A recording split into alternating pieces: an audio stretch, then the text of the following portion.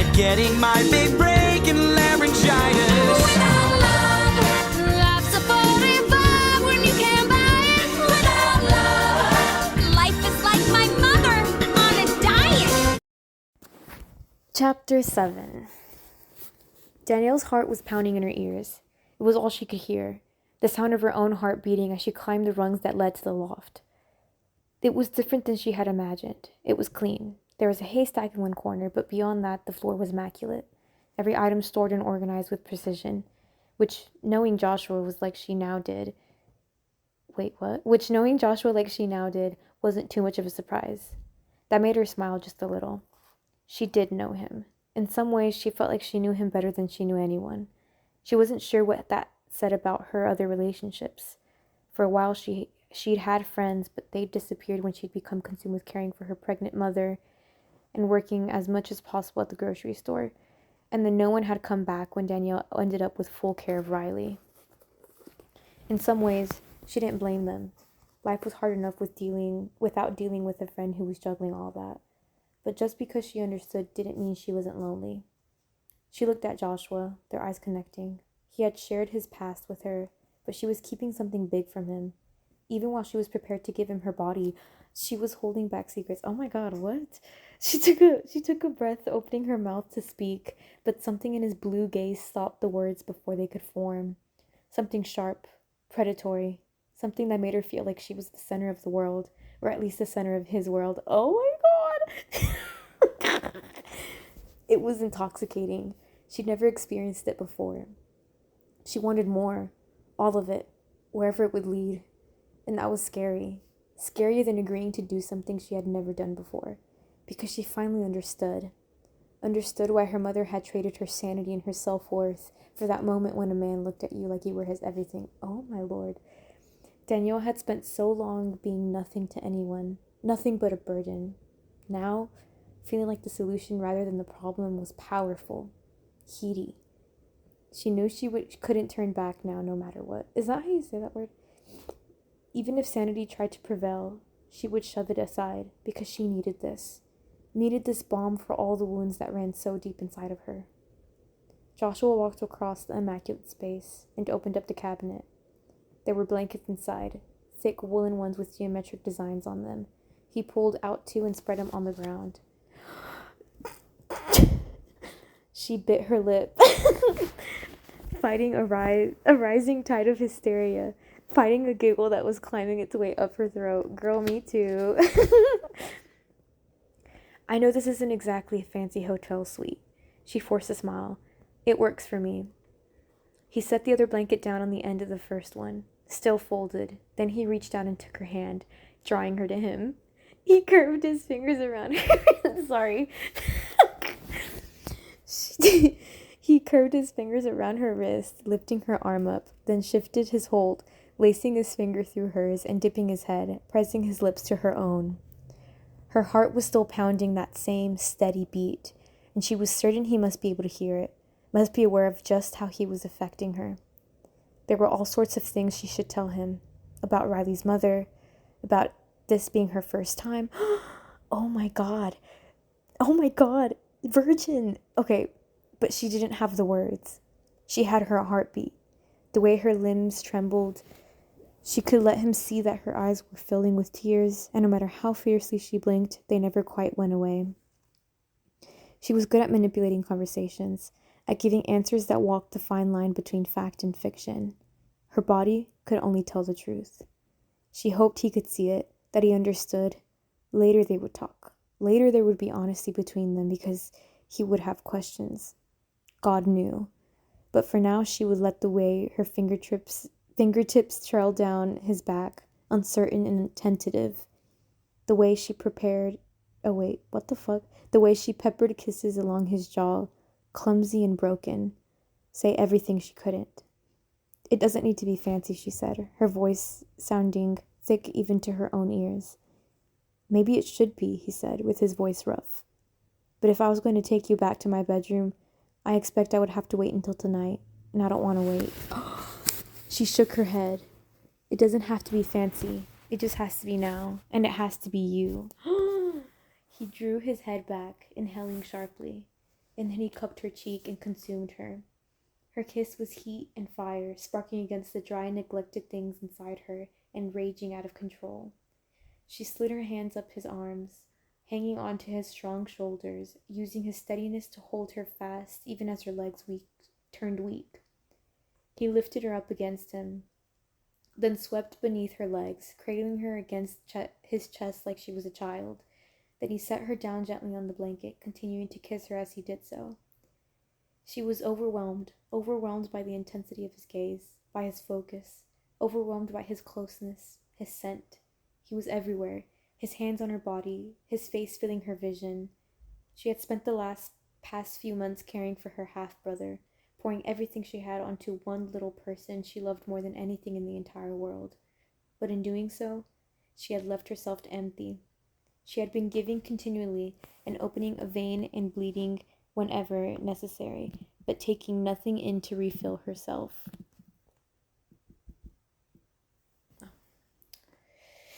But this was more than she had ever had, more than she ever thought she could have, being the focus of a man's attention, of his need. This was a different kind of need than that of a child, because it wasn't entirely selfish. Joshua's need gave her something in return. It compelled him to be close, compelled him to kiss her, to skim his hands over her body, teasing and tormenting her with promise of pleasure she had never experienced. Before she could think her actions through, she was pushing her fingertips beneath the hem of his shirt.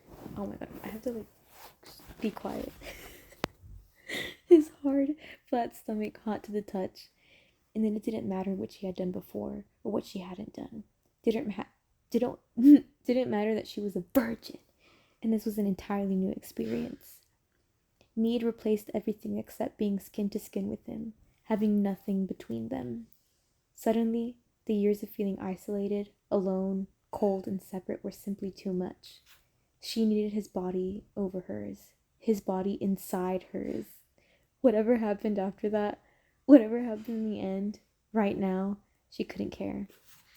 Because her desire outweighed the consequences. A wild, desperate thing starving to be fed, with his touch, with his possession. She pushed his shirt up, and he helped her shrug it over his head.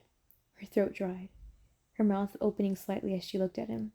His shoulders were broad, his chest well-defined and muscular, pale hair spreading over his glorious muscles and down his rigid abdomen, disappearing in a thin trail beneath the waistband of his low-slung jeans.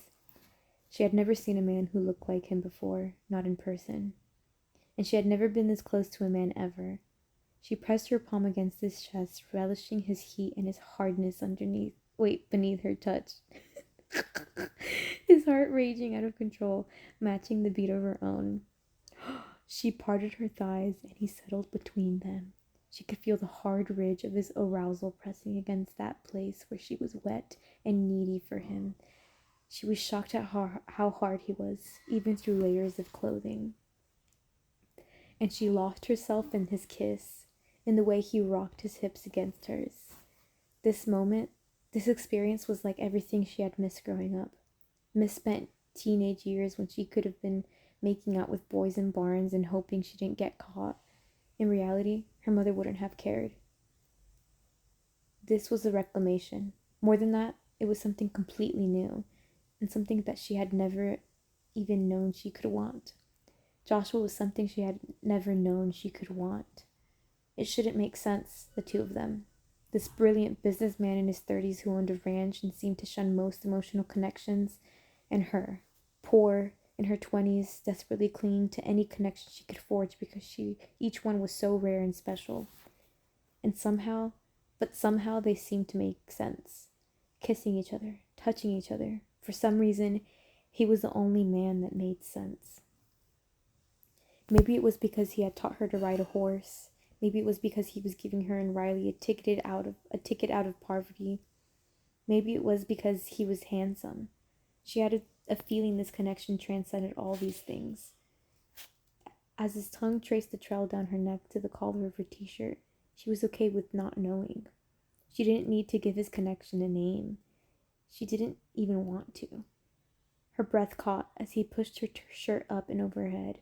Then he quickly dispensed with her bra using a skill not even she possessed. Her nipples tightened. What the fuck? Okay. And she was painfully aware of them, and of the fact that she was a little lackluster in size. If Joshua noticed, he didn't seem to mind. Instead, he dipped his head, sucking one tightened bud between his lips. The move was so sudden, so shocking, and so damned unexpected that she couldn't stop herself from arching into him, a cry on her lips. He looked up, the smile on his face so damn cocky she should probably have been irritated, but she wasn't. She just allowed herself to get lost in this heat, in the fire that flared between them, in the way that he used his lips, his teeth, and his tongue to draw a map of pleasure over her skin, all the way down to the waistband of her pants. He licked her, just above the snap of on her jeans, another sensation so deliciously shocking she couldn't hold back the sound of pleasure on her lips. I feel like I'm being so loud. Oh my god. She pressed her fists against her mouth, trying to keep herself from getting too vocal, from embarrassing herself, from revealing just how inexperienced she was. The noises she was making definitely announced the fact that she had that the sensations were revelatory for her, and that made her feel a touch too vulnerable. She was so used to holding people at a distance, so used to benign neglect and general apathy creating a shield around her feelings, her secrets. But there was no distance here, and certainly none as he undid the bottom of her jeans and drew the zipper down slowly, as he pushed the rough denim down her legs, taking her panties with them. If she had felt vulnerable a moment before, that was nothing compared to now. She felt so fragile, so exposed. And then he reached up, pressing his hands against her leg at the inside of her knee, spreading her wide so he could look his fill. She wanted to snap her legs together, wanted to cover up. She was immobilized, completely captive to whatever might happen next. She was so desperate to find out, and at the same time desperate to escape it. Rough fingertips drifted down the tender skin on her inner thigh, brushing perilously close to her damp, needy flesh. And then he was there. His touch, in no way gentle or tentative as he pressed his hand against her, the heel of his palm putting firm pressure on her most sensitive place before he pressed his fingers down and spread her wide. He made his intentions clear as he lowered his head, tasting her deeply. I can't.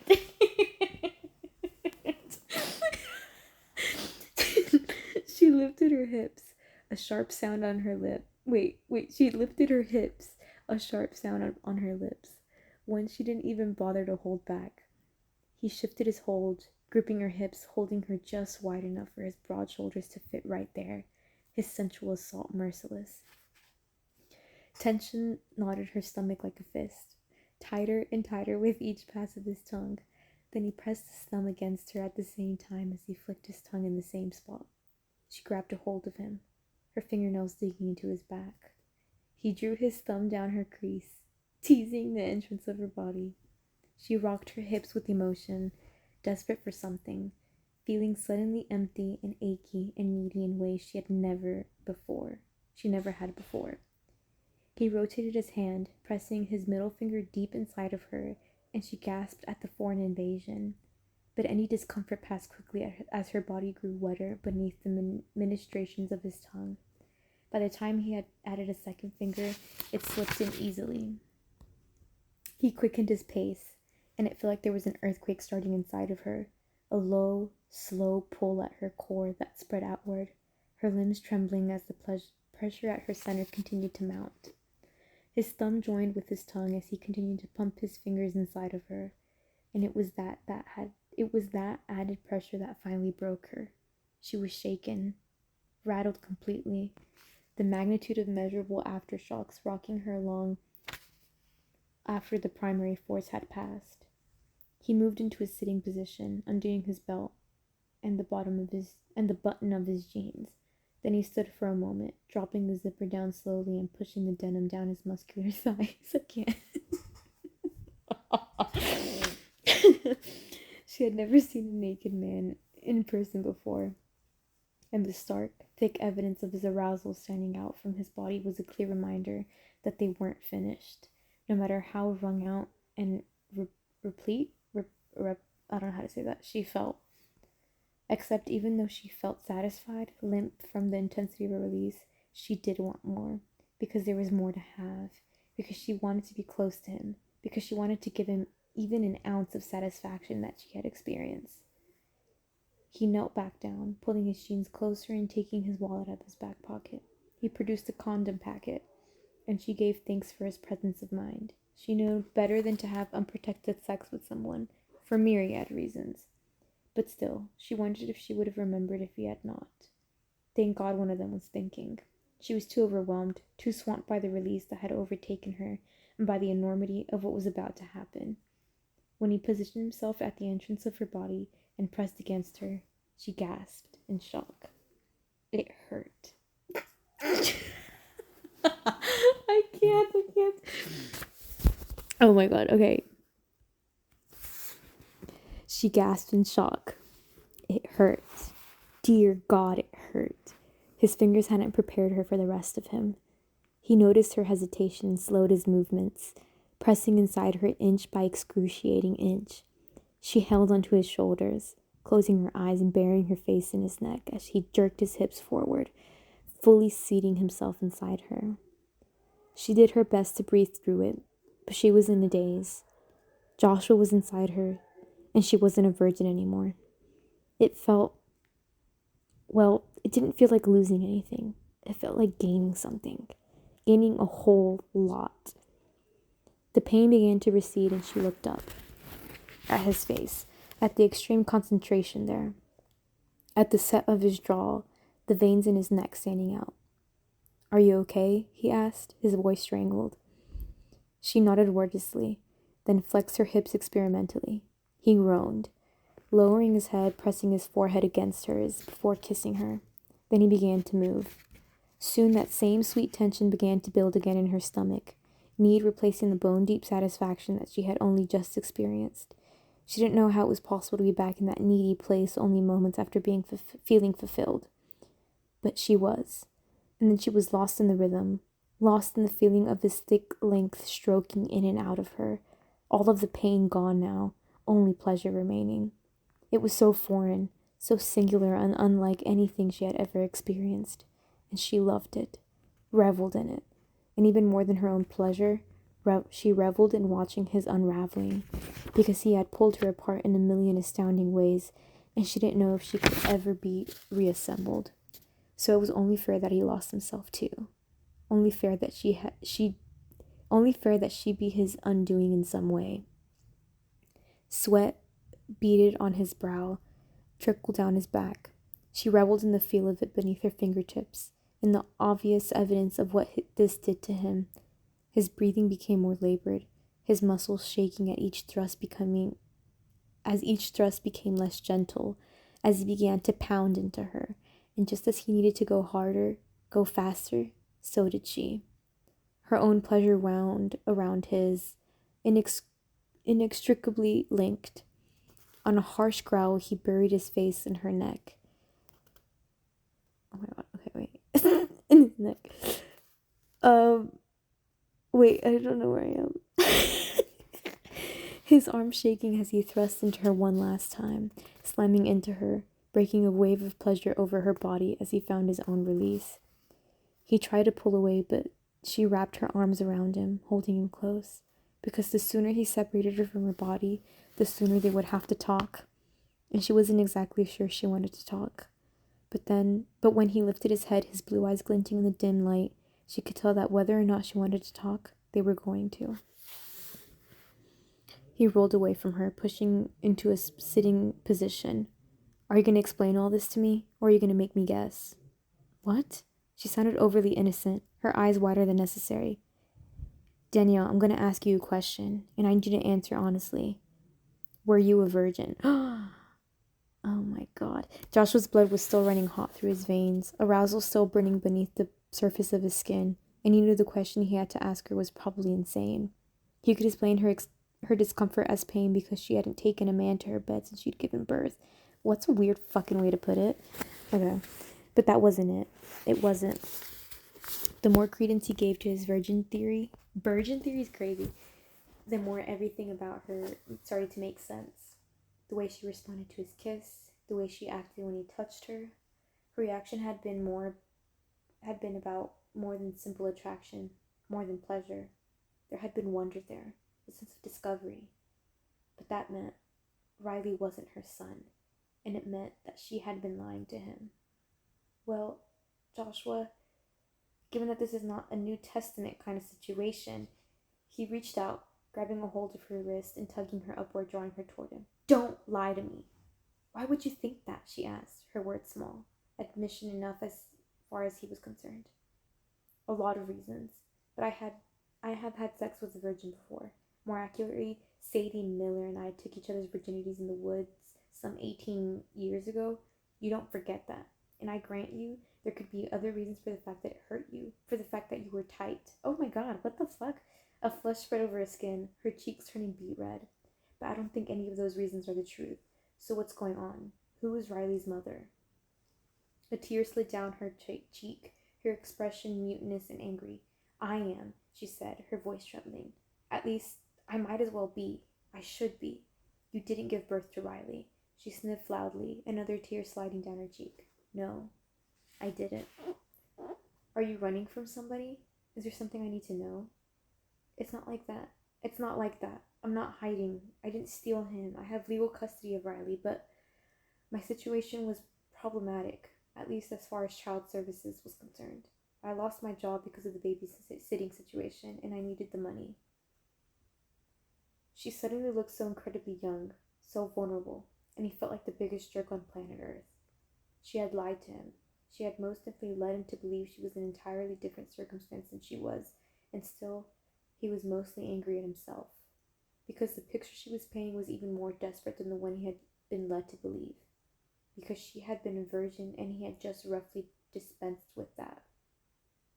She had been desperate, utterly desperate, and had taken this post with him because she hadn't seen another option. Whatever he thought of her before, he was forced to revise it, and there was no way that revision didn't include recasting himself as the villain. Whose baby is he? She swallowed hard, drawing her knees up to her chest, covering her nudity. Riley is my half-brother. My mother showed up at my place about a year ago, pregnant and desperate. She needed someone to help her out. When she came to me, she sounded pretty determined to take care of him. She even named him. She told me she would do better for him than she had for me, because she was done with men now and all of that. But she broke her promises. She had the baby. She met somebody else. I didn't know it at first. I didn't realize she was leaving Riley in the apartment alone sometimes while I was at work. She took a deep, shuddering breath, then continued. I didn't mess around when I found out. I didn't wait for her to decide to abandon him. I called child services and I got temporary guardianship. My mother left. But then things started to fall apart with the work, and I didn't know how I was going to pay for the apartment. Then I saw your ad. He swore. You should have told me. Maybe, but I needed the money, Joshua, and I didn't want to do anything to jeopardize your offer. I could tell you were uncomfortable that I brought a baby with me, and now I know why, but regardless, at the time, I didn't want to do anything that might compromise our arrangement. He felt like a jackass. He undoubtedly was. The worst part was, it shone a light on all the BS he'd put her through. Regardless of Riley's parentage, she'd been desperate and he'd taken advantage of that. Less so when he'd been keeping his hands to himself. At least then, it had been feasible to pretend it was an even exchange. But now he had slept with her, and it was impossible to keep pretending. And frankly, he didn't want to. He'd been wrestling with this feeling from the moment they'd gone out riding today, or maybe since they'd left his parents' house last week. But today, when he looked at her, seeing her smile, noticed the way she'd gained weight after being in a place where she felt secure, he wanted to give her more of that. He wanted to do more good than harm, had wanted to fix something instead of break it. It was too late for Shannon, but he could help Danielle. He would make sure she would always felt safe. Saved? What the fuck? She always felt safe. That she and Riley were always protected. Then realization would have made him want to laugh if it didn't all feel too damned grim. Somehow his father's ad had brought him to this place when he'd been determined to teach the old man a lesson. But Joshua hadn't counted on Danielle, hadn't counted on how she would make him feel, that she'd wake something inside him he thought had been asleep for good. It wasn't just chemistry, wasn't just sex. It was the desire to make her happy, to give her things, to fix what was broken. He knew the solution wouldn't come from him personally, but his money could sure as hell fix her problems. And they did have chemistry, the kind that wasn't common. It sure as hell went beyond anything he'd ever experienced before. The truth doesn't change anything, she said, lowering her face into her arms, her words muffled. It doesn't. He reached out, taking her chin between his thumb and forefinger, tilting her face back up. It does, even if it shouldn't.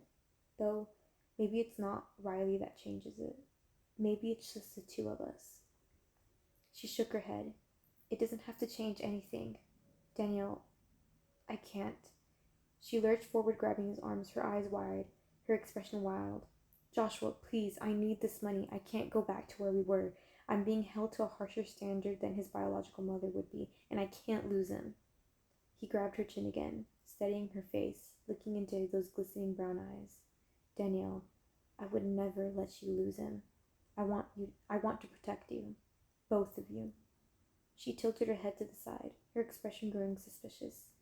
You do? I've been thinking. I was thinking this earlier when we were writing, but now, knowing your whole story, I want you and Riley to stay with me. She blinked. What? Danielle, I want you to marry me. Oh my gosh. A platypus? Parry the platypus! Agent P! Chapter 8. Danielle couldn't process any of this. She had expected him to be angry, had expected him to get mad because she'd lied to him. She hadn't expected a marriage proposal. At least, she was pretty sure that's what had just happened. You want to marry me? For real, marry me? Yes, he said, his tone hard, decisive. You don't feel good about fooling my family, neither do I. You need money and security, and hell, I have both. We have chemistry. I don't want to send you back to the world alone.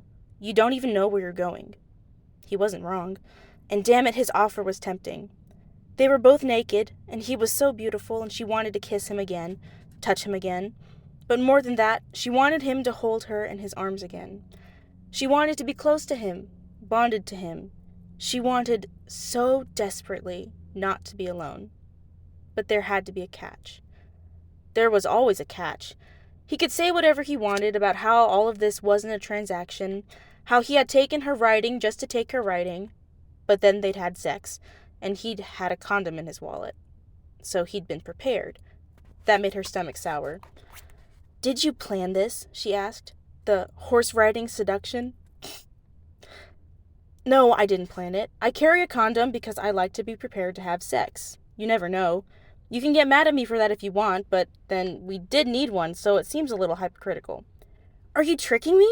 She asked, feeling desperate and panicky. Is this a trick? Because I don't understand how it benefits you to marry me. To keep Riley and me here. You don't even like Riley, Joshua. You can't stand to be in the same room with him. I broke Shannon, he said, his voice hard. I ruined her. I did that. But I won't break you. I want to fix this. You can't slap duct tape and a wedding band on me and call it done, she said, her voice trembling. I'm not a leaky faucet. I didn't say you were. But you need something I have, and Danielle, I need you. His voice was rough, intense. I'm not offering you love, but I can be faithful. I was ready to be a husband years ago. That part doesn't faze me. I can take care of you. I can keep you safe. And if I send you out into the world with nothing more than money and something happens to you or Riley, I won't forgive myself. So stay with me. Marry me. It was crazy. He was crazy. And she was crazy for sitting there, fully considering everything he was offering. But she was imagining a life here. For her. For Riley. On Joshua's ranch. In his beautiful house. And she absolutely knew, that what she had felt physically with him, what had just happened, was a huge reason why they were having this conversation at all. More than the pleasure, the closeness drew her in. Actually, that was the most dangerous part of his offer. The idea that she could go through life with somebody by her side, to raise Riley with a strong man backing her up. Something clenched tight in her chest, working its way down to her stomach. Riley. He could have a father figure. She didn't know exactly what function Joshua would play in his life. Joshua had trouble with the baby right now, but she knew Joshua was a good man, and that he would never freeze Riley out intentionally, not when he was offering them a life together. "What about Riley?" she asked, her throat dry. She swallowed hard. She had to know what he was thinking. What about him? This offer extends to him too. And I mean, not just protection and support, but would you teach him things? Would your father be a grandfather to him? Would your brothers be uncles and your sisters be an aunt? I understand that having a child around might be hard for you after you lost your chance at being a father, and I understand you want to fix me, my situation. And it's tempting, Joshua. It's very tempting. But I need to know if that support, if all of that, extends to Riley. Joshua's face looked as though it had been cast in stone. "I'm not sure if I would be a good father, Danielle. I was going to be a father, and so I was going to figure it out. How to do that. How to be that. I suppose I can apply that same intent here. I can't guarantee that I'll be the best, but I'll try. And you're right. I have my family to back me up. And he has you." That was it. That was the reason she couldn't say no. Because if she walked away from Joshua now, Riley would have her. Only her. She loved him, but she was just one person. If she stayed here with Joshua, Riley would have grandparents, aunts and uncles, family. People who knew how to be a family. She was doing the very best she could, but her idea of family was somewhere between cold, neglectful nightmare and a TV sitcom. The Grayson family knew, Joshua knew, what it meant to be a family. If she said yes, she could give that to Riley. She swallowed again, trying to alleviate the scratchy feeling in her throat. I guess I can't really say no to that. She straightened, still naked, and not even a little bit embarrassed. There were bigger things going on here than the fact that he could see her breasts. "Okay, Joshua. I'll marry you."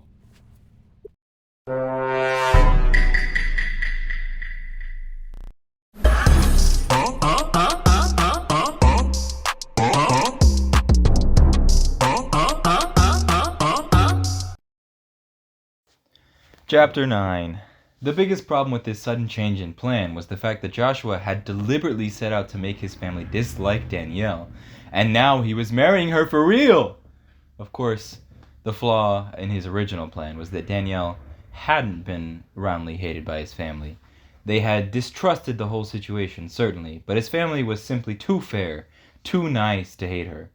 Still, guilt clutched at him, and he knew he was going to have to do something to fix this, which was why he found himself down at the Gray Bear construction office rather than working from home. Because he knew Faith and Isaiah would be in, and he needed to have a talk with his siblings. The office was a newly constructed building fashioned to look like a log cabin. It had been down at the edge of town where Rana's diner used to be, a former greasy spoon that had been transformed into a series of smaller, hipper shops that were more in line with the interests of Cooper Ridge's tourists. It was a great office space with a prime view of the ocean, but still, Joshua typically preferred to work in the privacy of his own home, secluded in the mountains. Isaiah did too, which is why it was notable that his brother was in the office today, but he'd had a meeting of some kind, so he'd put on a decent shirt and a pair of nice jeans he had gotten himself out of his hermitage. Faith, being the bright, sharp creature that she was, always came into the office dressed in some variation of her personal uniform, black pants and a black top, a sweater today because of the chilly weather. "What are you doing here?" Faith asked, her expression scrutinizing. "I came here to talk to you," he said. "I'll make coffee." Joshua turned and saw Poppy standing there. Strange, he hadn't noticed. But then, Poppy usually stayed in the background. He couldn't remember running the business without her. But, like useful office supplies, You really only noticed them when they didn't work. And Poppy always worked. Thanks, Poppy, said Faith. Isaiah folded his arms over his chest and leaned back in his chair. What's up? I'm getting married in 2 weeks. Faith made a scoffing sound. To that child you're dating? She's your age, he said. And yes, just like I said I was. Which begs the question, Isaiah said. Why are you telling us again? Because the first time I was lying. Dad put that ad in the paper because he was trying to find a wife for me, and I selected Danielle in order to teach him a lesson. The joke's on me, it turns out. Damn, was it ever? Good God, Joshua, you're such a jerk, Faith said, leaning against the wall, her arms folded, mirroring Isaiah's stance. I knew something was up, but of all the things I suspected, you tricking our mother and father was not one of them. What did you suspect? That you were thinking with your... well... And now I'm back to that conclusion, because why are you marrying her? I care about her. And believe me when I say she's had it rough. You've slept with her? This question came from Isaiah, and there was absolutely no tact in it. But then Isaiah himself possessed absolutely no tact, which was why he handled the money and not people. Yes, Joshua said. She must be good. But I'm not sure that's going to convince either of us you're thinking with your big brain. His brother stood up, not unfolding his arms.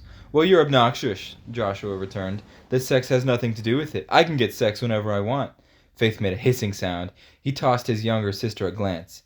You can stop hissing and settle down, he said to her. You were the one who brought sex into it. I'm just clarifying.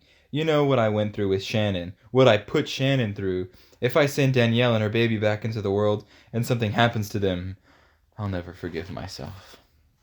Well, Joshua, that kind of implies you aren't already living in a perpetual state of self-flagellation, Faith said. Do you want to see if it can get worse? She shook her head. No, but marrying some random woman you found in an ad seems like an extreme way to go about searching for atonement. Can't you do some Hail Marys or something?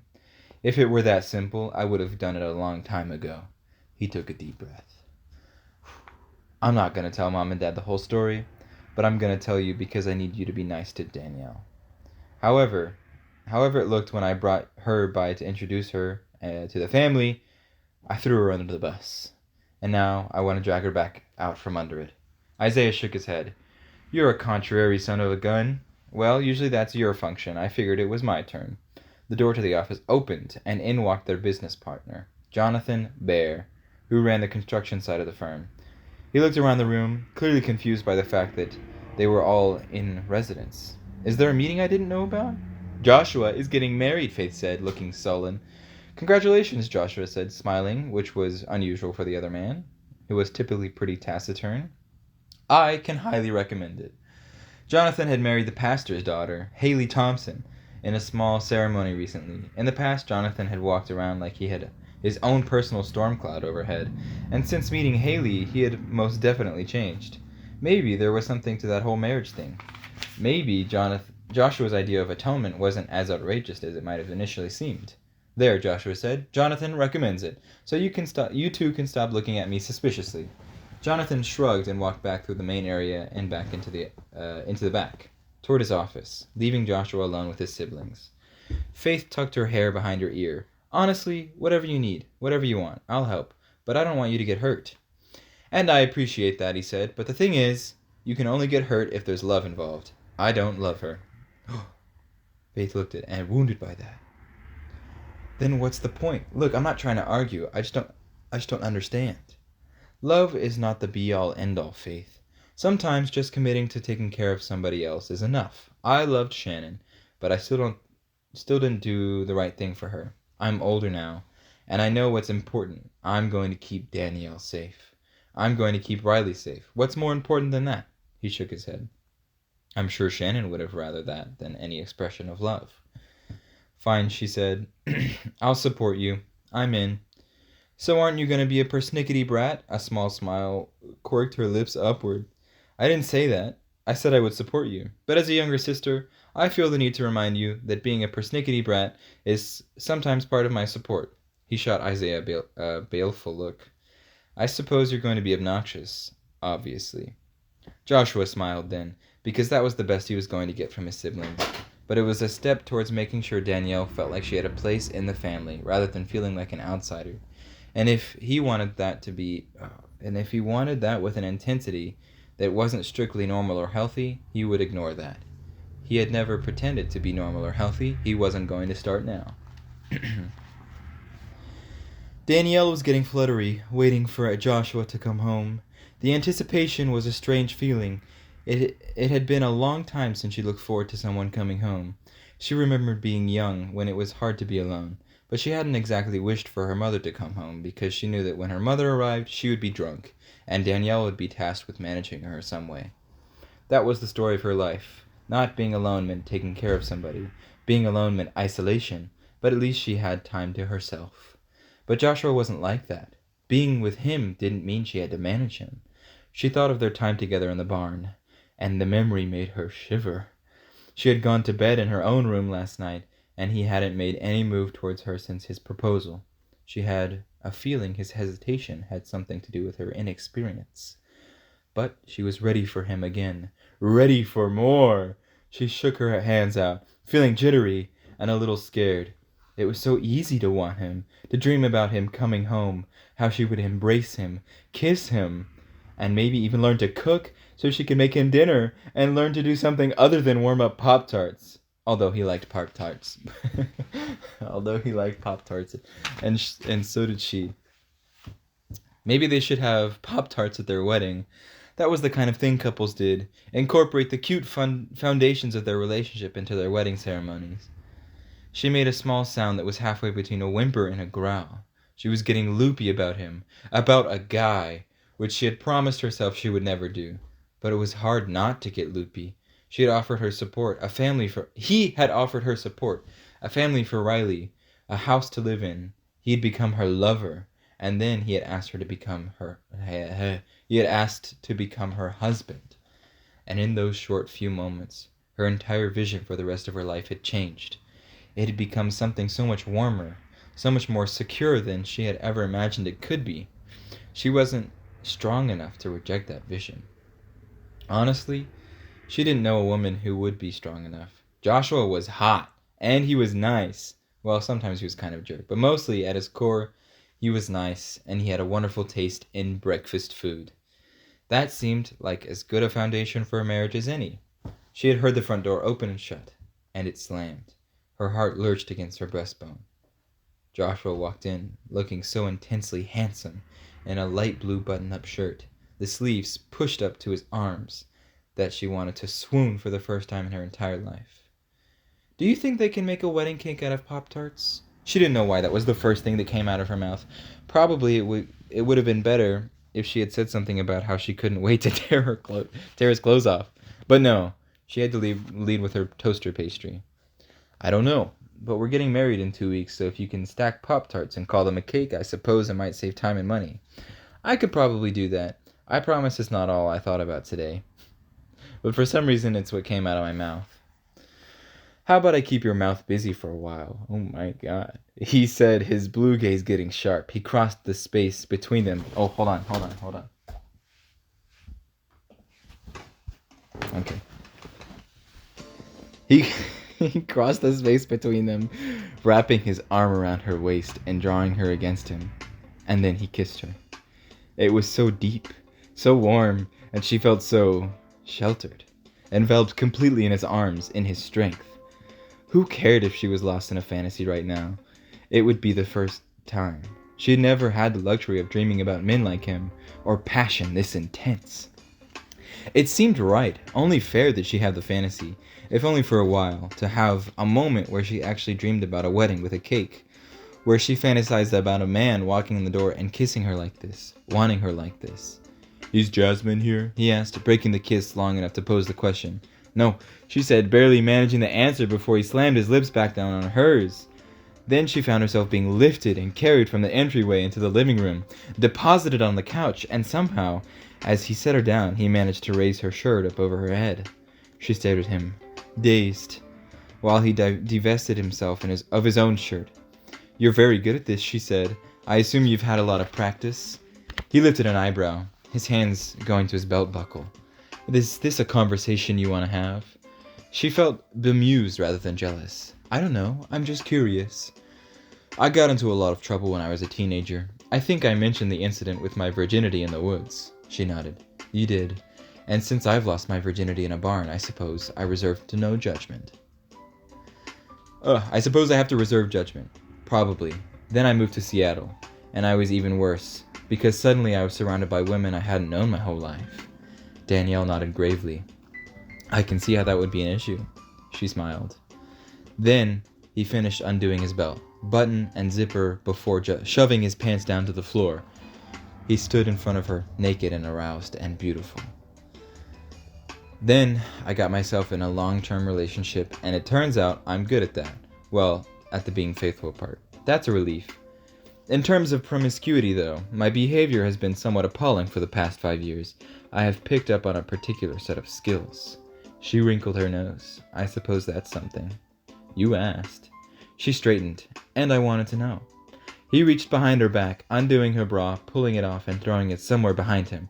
Well, now you do. He pressed his hands against the back of her couch, bracketing her in. You still want to marry me? I had a very tempting proposal from the UPS man today. He asked me to sign up for a package, so I guess you could say it's getting kind of serious. I don't think the UPS man makes you feel like this. He captured her mouth with his, and she found herself being pressed into the cushions, sliding to the side, until he maneuvered her so that they were both lying flat on the couch. He wrapped his fingers around her wrists, lifting them up over her head, as he bent to kiss her neck, her collarbone, to draw one nipple inside his mouth. She bucked against him, and he shifted, pushing his hand beneath her jeans, under the fabric of her panties, discovering just how wet and ready she was for him. She rolled her hips upward, moving in time to the rhythm of his strokes, lights beginning to flash behind her eyelids, orgasm barreling down on her at an embarrassingly quick rate. Danielle sucked in a deep breath, trying her best to hold her climax at bay, because how embarrassing would it be to come from a kiss, a brief bit of attention to her breast, and a quick stroke between the legs? But then she opened her eyes and met his gaze. His lips curved into a wicked smile as he turned his wrist, sliding one finger deep inside as he... hold on. Yeah, there we go. Something about his... And then as he flicked his thumb over her, all she could do then was hold on tight and ride out the explosion. He never looked away from her. And as much as she wanted to, she couldn't look away from him. It felt too intense, too raw, and much too intimate. But she was trapped in it, drowning in it, and there was nothing she could do to stop it. She just had to surrender. While she was still recovering from her orgasm, Joshua made a quick work of her jeans, flinging them on the same direction the bra had gone. Then, still looking right at her, he stroked her over the thin fabric of her panties, the tease against her overly sensitized skin, almost too much to handle. Then he traced the edge of the fabric at the crease of her thigh, dipping one finger beneath her underwear, touching slick flesh. He hooked his finger around the fabric, pulling her panties off and casting them to the side. And here she was, just as she had been the first time, completely open and vulnerable to him, at his mercy. It wasn't as though she didn't want that. There was something wonderful about it, something incredible about the way he lavished attention on her, about being his sole focus. But she wanted more. She wanted to be equal to him in some way. He was practiced, and he had skill. He had a lot of lovers. Realistically, she imagined he didn't even know exactly how many. She didn't have skill, but she hadn't been tutored in the art of love by anyone. But she wanted. If desire could equal skill, then she could rival any woman he'd ever been with, because the depth of her need, the depth of her passion, reached places she hadn't known existed. She pressed her hands down on the couch cushions, launching herself into sitting position. His eyes widened, and she reveled in the fact that she had surprised him. She reached out, resting one palm against his chest, luxuriating in the feel of all that heat, that muscle, that masculine hair that tickled her sensitive skin. "Danielle," he said, his tone filled with warning. She didn't care about his warnings. She was going to marry this man. He was going to be her husband. The thought of that filled her with such a strange sense of elation. She had all the power, and he had all the money. He had a beautiful house. What he was giving her, it bordered on... Oh, shit. He had all the power. He had all the money. He had a beautiful house. What he was giving her, it bordered on charity. If she was going to feel like she belonged, like this place was really hers, they needed to be equals in some regard. She had to give him something too. And it started here. If it started here, then it started here. She leaned in, cautiously tasting his neck, tracing a line down to his nipple. He jerked beneath her touch, his reaction satisfying her in a way that felt well beyond the physical. He was beautiful, and she reveled in the chance to explore him, to run her fingers over each well-defined muscle, over his abs and the hard cut inward just below his hip bone. But she didn't stop there. No, she wasn't even remotely finished with him. He had made her shake, and he had made her tremble. He had made her lose her mind, and she was going to return the favor. She took a deep breath and kissed his stomach. Just one easy thing before she moved on to what she wanted, even though it scared her. She lifted her head, meeting his gaze, as she wrapped her fingers around him and squeezed, his eyes glittering like ice on fire, and he said nothing. He just sat there, his jaw held tight, his expression one of absolute concentration. Then she looked away from his face, bringing her attention to that most masculine part of him. She was hungry for him. There was no other word for it. She was starving for a taste, and that hunger overtook everything else. She flicked her tongue out and tasted him, his skin salty and hot. But the true eroticism was in his response. His head fell back, his breath hissing sharply through his teeth, and he reached out, pressing his hand to her back, spreading his fingers wide at the center of her shoulder blades. Maybe she didn't have skill, maybe she didn't know what she was doing, but he liked it, and that made her feel powerful. It had made her feel needed. She slid her hand down his shaft, gripping at the base before taking him more deeply in her mouth. His groans sounded torn from him, wild and untamed, and she loved it. Because Joshua was all about control. He had been from the moment she first met him. That this was all it was, after all. From the ad in the paper to his marriage proposal, all of it was him trying to bend the situation to his will, to bend those around him to his will, to make them see he was right, and that his way was the best way. But right now, he was losing control. He was at her mercy, shaking because of her.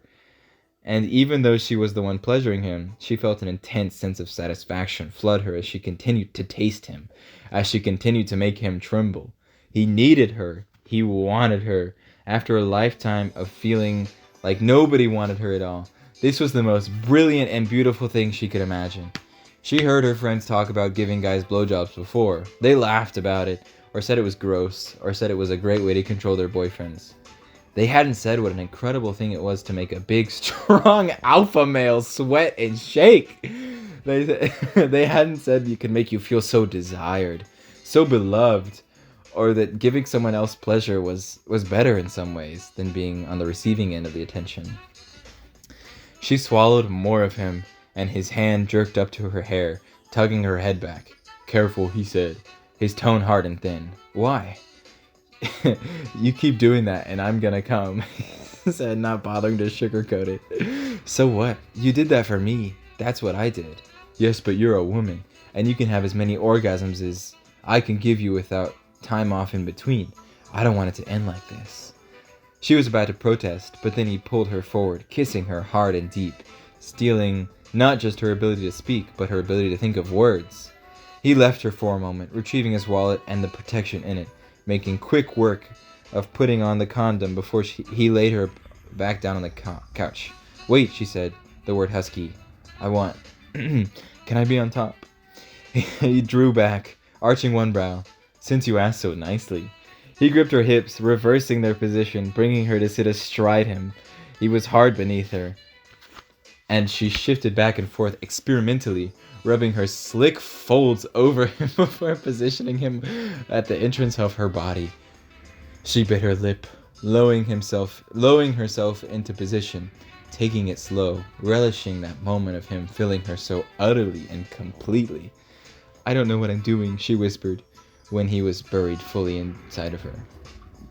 She reached up, brushing his fingertips over her cheek before lowering his hand to grip both her hips tightly, lift her, and then impale her on his hard length again. Just do what feels good, he said. He grounded it out. The words strained. She rocked her hips, then lifted herself slightly before taking him inside again. She repeated the motion, again and again, finding the speed and rhythm that made him gasp and made her moan. Finding just the right angle, just the right pressure to please them both. Pleasure began to ripple through her, the now somewhat familiar pressure of impending orgasm building inside her. She rolled her hips, making contact right where she needed it. He grabbed her chin, drawing her head down to kiss her. Deep, wet. And that was it. She was done. Pleasure burst behind her eyes, her internal muscles gripping him tight as her orgasm rocked her. She found herself being rolled onto her back, and Joshua began to pound into her, chasing his own release with a raw ferocity that made her whole body feel like it was on fire with passion. He was undone completely because of her. He growled, reaching beneath her to cup her behind, drawing her hard against him, forcing her to meet his every thrust. And that was when he proved himself right. She really could come as many times as he could make her. She lost it then, shaking and shivering as her second orgasm overtook her already sensitized body. He lowered his head, his teeth scraping against her collarbone as he froze against her, finding his own release. He lay against her for a moment, his face buried in her neck, and she sifted her fingers through his hair, a small smile touching her lips as ripples of lingering pleasure continued to fan out through her body. He looked at her, and then brushed his lips gently over hers. She found herself being lifted up, cradled against his chest as he carried her from the couch to the stairs. "Time for bed," he said. Oh, hold on. It's over. "Time for bed," he said. Then the words husky and rough. She reached up and touched his face. "Okay." He carried her to his room, laid her down on the expansive mattress, the blanket decadent and soft beneath her bare skin. This would be their room, a room they would share. For some reason that thought made tears sting her eyes. She had spent so long being alone that the idea of so much closeness was almost overwhelming. But no matter what, she wanted it. Wanted it so badly that it was like a physical hunger. Joshua joined her on the bed, and she was overwhelmed by the urge to simply fold herself into his embrace, to enjoy the closeness. But then he was naked, and so was she. So the desire for closeness fought with her desire to play with him a little more. He pressed his hand against her lower back. Hold on! He pressed his hand against her lower back, then slid it down to her butt, squeezing tight, and he smiled. Something intense and sharp filled her chest. It was almost painful. Happiness, she realized. She was happy.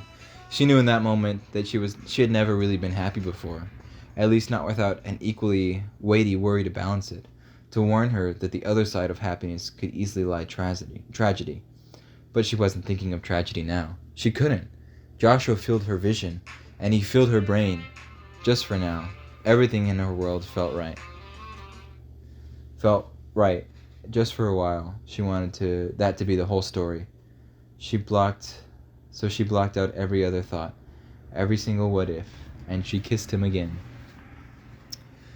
When Joshua woke up, the bedroom was dark. There was a woman wrapped around him, and he wasn't entirely sure what had pulled him out of his deep slumber. Danielle was sleeping peacefully.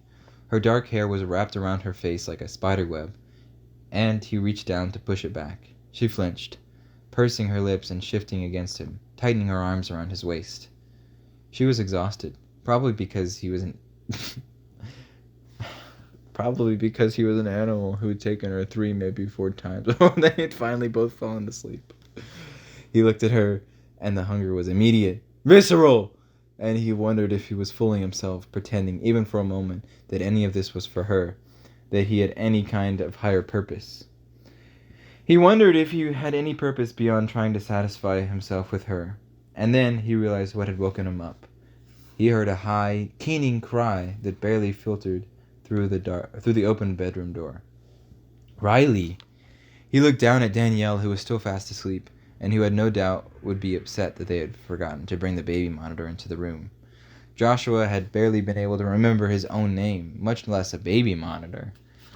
He extricated himself from her hold, scrubbing his hand across her face, scrubbing his hand over his face. Then he walked over to his closet, grabbing a pair of jeans and pulling them on with nothing underneath. Ugh. He had no idea what in the hell to do with a baby, but Danielle was exhausted because of him, and he didn't want to wake her up. The cries got louder as he made his way down to the hall, and he walked into the room to see the flailing movement coming from the crib. The baby was very unhappy, whatever the reason. Joshua walked across the room and stood above the crib, looking down.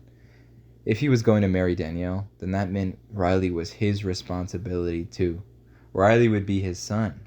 Something prickled at the back of his throat, making it tight. So much had happened after Shannon lost the baby that he didn't tend to think of too much of what it might have been, but it was impossible not to think about it right now. His son would have been 5. He swallowed hard, trying to combat the rising tide of emotion in his chest. That emotion was why he avoided contact with Riley. Joshua was so out of touch with his feelings that he didn't know that. But his son wasn't here. He had never had the chance to be born. Riley was here, and Joshua could be there for him. He reached down, placing his hand on the baby's chest. His little body started, but then he stopped crying.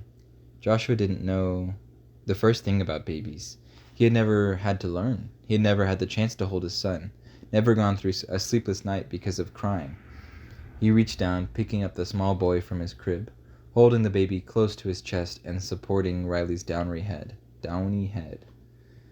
There weren't very many situations in life that caused Joshua to doubt himself, mostly because he took great care to ensure that he was only ever in situations where he had the utmost control.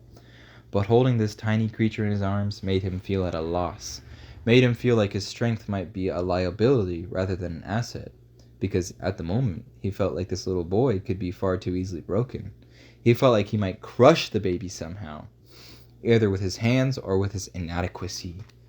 Though he supposed that it was the good thing about babies. Right now, Riley didn't seem to need him to be perfect. He just needed Joshua to be there. Being there, he could handle. He made his way to the rocking chair in the corner and sat down, pressing Riley to his chest as he rocked back and forth. "You might be hungry," Joshua said, keeping his voice soft. "I didn't ask." What? Riley turned his head back and forth, leaving a small trail of drool behind him on Joshua's skin.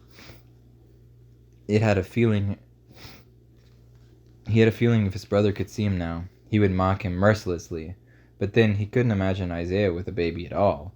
Devlin, yes, but only since he had married Mia. She had changed Devlin completely, made him more relaxed, made him a better man.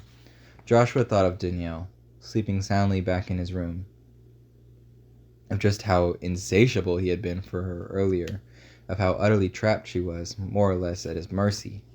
He had wondered if there was any way she could make him a better man, all things considered, though he supposed he kind of started to become a better man already, since he had taken her on, and Riley. He had to be the man who would take care of them, if he was so intent on fixing things. Maybe they can fix you too. Even though there was no one in the room but the baby, Joshua shook his head. That wasn't a fair thing to put on either of them. "Joshua?" He looked up and saw Danielle standing in the doorway. She was wearing one of his t-shirts, the hem falling to the top of her thighs. He couldn't see her expression in the darkened room. "Over here." "Are you holding Riley?" She moved deeper into the room and stood in front of them, the moonlight streaming through the window, shadowing one side of her face, with her long dark hair hanging loose around her shoulders, and that silver light casting her in a glow. She looked ethereal. He wondered how he had ever thought she was pitiful, how he had ever imagined she wasn't beautiful. "He was crying," he responded. "I can take him." He shook his head, for some reason reluctant to give him up. "That's okay." A smile curved her lips. "Okay, I can make him a bottle." He nodded, moving his hand up and down the baby's back. "Okay." Danielle rummaged around for a moment, and then went across the room to the changing station, where he assumed she kept the bottle-making supplies. Warmers and filtered water and all that. He didn't know much about it, only that he had arranged to have it all delivered to the house to make things easier for her. She returned a moment later, bottle in hand. She tilted it upside down and tested it on the inside of her wrist. It's all good. Do you want to give it to him? He nodded slowly and reached up. Sure. He shifted his hold on Riley, repositioning him in the crook of his arm so that he could offer him the bottle. Do you have a lot of experience with babies? None, he said. You could have fooled me. Although I didn't really have any experience with babies until Riley was born. I didn't figure I would ever have experience with them. No? She shook her head. No, I was never going to get married, Joshua. I knew all about men, you see. My mother got pregnant with me when she was 14. Needless to say, things didn't get off to the best start. I never knew my father. My upbringing was unstable. My mother just wasn't ready to have a baby. And honestly, I don't know how she could have been. She didn't have a good home life, and she was so young. I think she wanted to keep me, wanted to do the right thing. It was just hard. She was always looking for something else, looking for love. Not in the right places, I assume. She bit her lip. No, to say the least. She had a lot of boyfriends, and we lived with some of them. Sometimes that was better. Sometimes they were more established than us and had better homes. The older I got, the less like a mom my mom seemed. I started to really understand how young she was. When she would get her heart broken, I comforted her more like a friend than like a daughter. When she would go out and get drunk, I would put her to bed like I was a parent. Danielle took a deep breath. I just didn't want to do that for myself. I didn't want to depend on anyone. I didn't want to have anyone depend on me. I didn't want to pin my hopes on someone else. And I never saw a relationship that looked like anything else. when I was growing up. But here you are, he said, his chest feeling tight. And you're marrying me. I don't know if you can possibly understand what this is like, she said, laughing, a kind of shaky, nervous laugh. Having this idea of what your life will be and just changing that. I was so certain about what I would have and what I wouldn't have. I would never get married, and I would never have children. I would never have a beautiful house or a yard. Her words got thick, her throat sounding tight. And then there was Riley. And then there was your ad. And then there was you. And suddenly everything I want is different. Everything I expect is different. I actually hope for things. It's kind of a miracle. He wanted to tell her that he wasn't a miracle, that whatever she expected from him, he was sure to disappoint her in some way. But what she was describing was too close to his own truth. He had written off having a wife. He had written off having children. That was the whole part of being a human he decided it wasn't for him. And yet here he was, feeding a baby at 3 a.m, staring at a woman who had just come from his bed, a woman who was wearing his ring. The way Joshua needed it, the way he wanted to cling to his new reality, to make sure that it was real and that it would last, shocked him with its ferocity. A moment later, he heard a strange sucking sound and realized the bottle was empty. Am I supposed to burp him? Danielle laughed. Yes, but I'll do that. I'm not helpless. He's probably going to spit up on your hot, sexy chest. Better to have him do it on your t-shirt, she said, reaching out. I got this. Oh my God. She took Riley from him, and he sat back and admired the expert way she handled the little boy. She rocked him over her shoulder, patting his back lightly until he made a sound that almost definitely suggested he had spit up on the t-shirt she was wearing. Joshua had found her to be such a strange creature when he had first seen her. Brittle and pointed, fragile. But she was made of iron. He could see that now. No one had been there to raise her, not really. And then she had stepped in to make sure that her half-brother was taken care of, had appended every plan she had made in her life, and decided to become a mother at 22. What? She asked. And then he realized he had been sitting there staring at her. You're an amazing woman, Danielle Kelly. And if no one's told you that, it's about time someone did. She was so bright, so beautiful, so fearless. All this time she had been a burning flame no one had taken the time to look at. But she had come to him, answered his ad, and started a wildfire in his life. It didn't seem fair the way the world saw each of them. He was a celebrated businessman, and she... Well, he hadn't chose her because his family would... Wait. Well, hadn't he chose her because he knew his family would simply see her as a poor, unwed mother? She was worth 10 of him. She blinked rapidly and wasn't quite able to stop a tear from tracking down her cheek. Why do you think that? Not very many people would have done what you did, taking in your brother. Not after everything your mother had already put you through. Not after spending your whole life taking care of the one person who should have been taking care of you. And then you came here and answered my ad. Some people might argue that's the last... Some people might argue that the last part was taking the easy way out. Right? Except that I could have been a serial killer. Or made me dress like a teddy bear, she said, keeping her tone completely serious. I actually feel like that last one is more likely. The fuck does that mean? Do you, he says. There are more furries than there are serial killers, thank God. I guess lucky for you, I'm neither one. He wasn't sure he was the greatest hope she seemed to think he was, but right now, he wanted to be. Very lucky for me, she said. Oh, Joshua, imagine if someone were both. I'd rather not. She went to the changing table and quickly set about getting Riley a new diaper before placing him back in the crib. Then she straightened and hesitated. I guess I can just stay in here or... Get the baby monitor, he said. You're coming back to my bed. She smiled and did just that. The next day, there were wedding dresses in Danielle's room. Not just a couple of wedding dresses, at least 10, all in her size. She turned in a circle, looking at all of the garment bags with heavy white satin, beads and chiffon showing through. Joshua walked into the room behind her, his arms folded over his chest. She raised her eyebrows, gesturing wildly at the dresses. What is this? We're getting married in less than 2 weeks. You need a dress. A fancy dress to eat my Pop-Tart cake in, she said, moving to a joke because if she didn't, she might cry. Because the man had ordered wedding dresses and brought them into the house. And because if she were normal, she might have friends to share this occasion with, or her mother.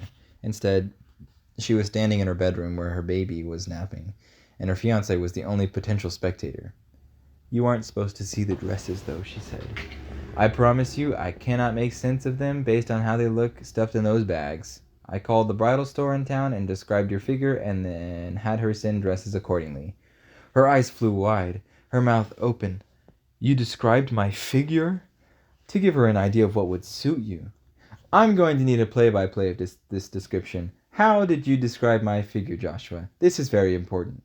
Elfin, he said, surprising her because he didn't seem to be joking.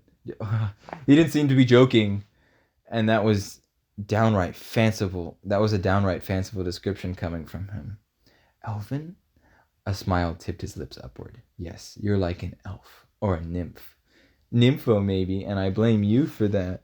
He reached out then, hooking his arm around her waist and drawing her towards him. Danielle, I'm serious. She swallowed hard.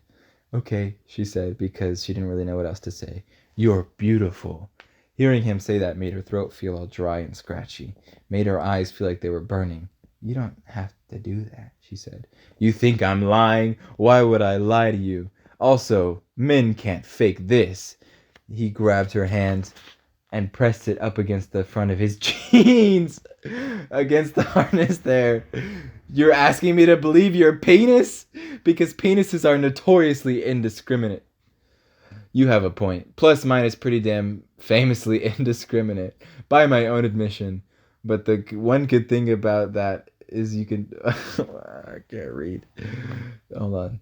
But the one good thing about that is you can trust. I know the difference between generalized lust and when a woman has reached down inside of me and grabbed hold of something I didn't even know was there. I told you I like it easy. I told you I don't deal with difficult situations or difficult people. That was my past failing, a huge failing, and I don't know if I'm ever going to forgive myself for it. But what we have here makes me feel like maybe I can make up for it. There were a lot of nice words in there, a lot of beautiful sentiments tangled up in something that made her feel, well, kind of gross. But he was looking at her with all that intensity, and there was a wedding dresses hung up around her, her ring glittering on her finger, and she just didn't want to examine the bad feelings. She was so tired of bad feelings. Joshua, all of this was like a fantasy. She wanted to live in the fantasy for as long as she could. Was that wrong? After everything she had been through? She couldn't believe that it was. Well, get your penis out of here, the rest of you too. I'm gonna try on my dresses. I don't get to watch. I grant you nothing about our relationship has been typical so far, but I would like to surprise you with my dress choice. That's fair. Why don't you let me take Riley for a while? Jasmine is going to be here soon. He shrugged. I'll take him until then. He strode across the room and picked Riley up, and Riley flashed a small, gummy smile that might have been nothing more than a facial twitch, but it still made Danielle's heart do something fluttery and funny. Joshua's confidence with Riley was increasing, and he made a massive effort to be proactive when it came to taking care of the baby. Watching Joshua stand there with Riley banished any lingering gross feelings about being considered difficult, and when Joshua left the room and Danielle turned to face the array of gowns, she pushed every last one of her doubts to the side. Maybe Joshua wasn't perfect. Maybe there were some issues, but all of this, with him, was a damn sight better than anything she had had before. And a girl like her couldn't afford to be too picky. She took a deep breath and unzipped the first dress. What the fuck?